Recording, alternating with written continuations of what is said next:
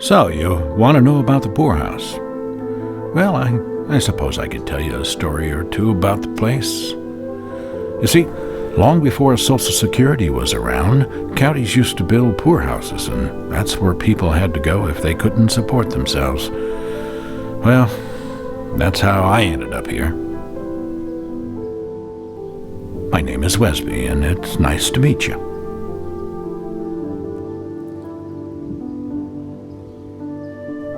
They used to call us gents back then, and I'd like to think it was because we were gentlemen, but to be honest with you, we were known as indigents to most of the county.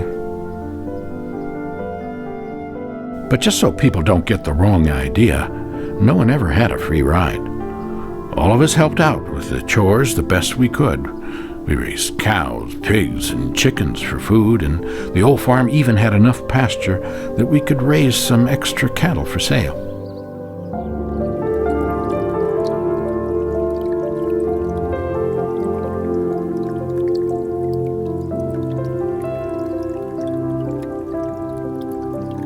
Besides a large garden, we also had a small orchard on the farm, and come October, those winesap apples were a tart and juicy delight. Sadly, this old place has decayed over the years.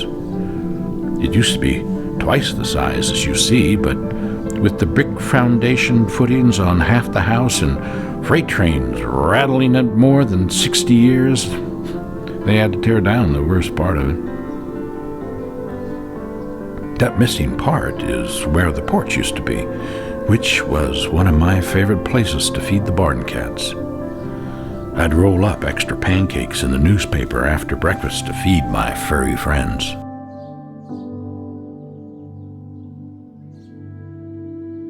I also enjoyed feeding those cats down at the barn, but unfortunately I couldn't get there on some days because of the snow and mud. You see, I used to be a logger till one day I got pinned between a couple of logs, and now my legs, they just quit working. Ever since then, I've been in a wheelchair, which makes getting around quite a bit harder.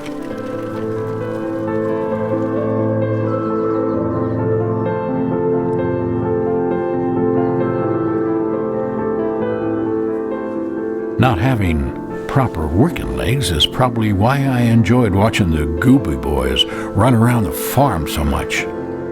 On hot summer days, they'd swim in the pond left from where Mr. Hunt dug out clay for the bricks he used to make.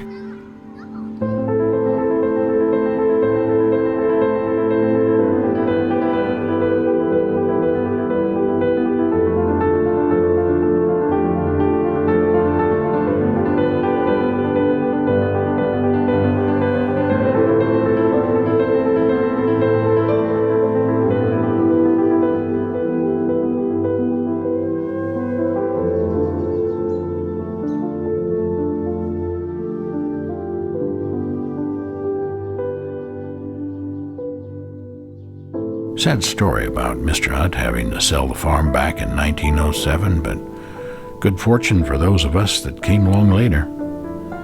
The county added on to his brick house to create the poorhouse.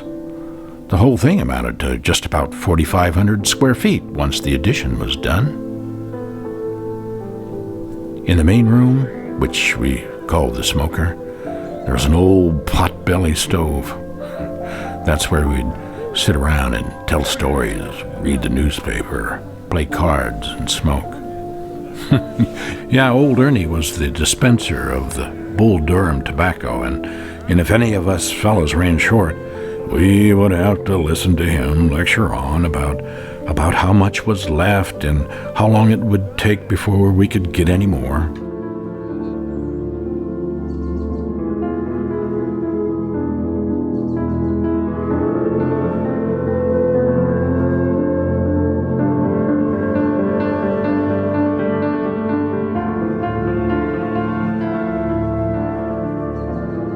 The poorhouse was quite a special place for all of us, and that's why I still enjoy spending so much time here.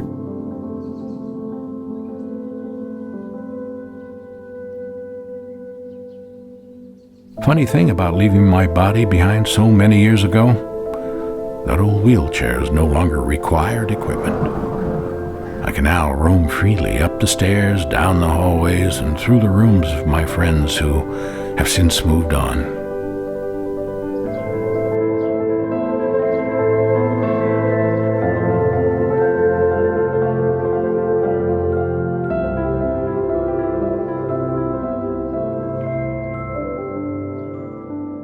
Getting to the barn isn't a problem anymore. The cats still come to visit, and we all soak in the sunshine that finds its way through the cracks in the boards.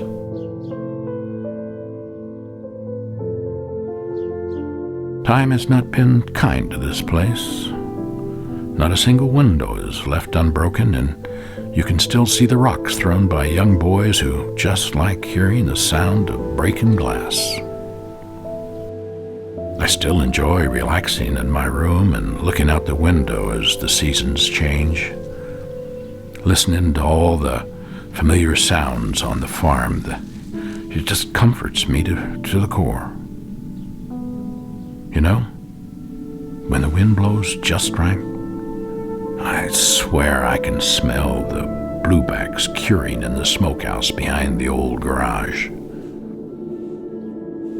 Yeah, some people call this place the poorhouse,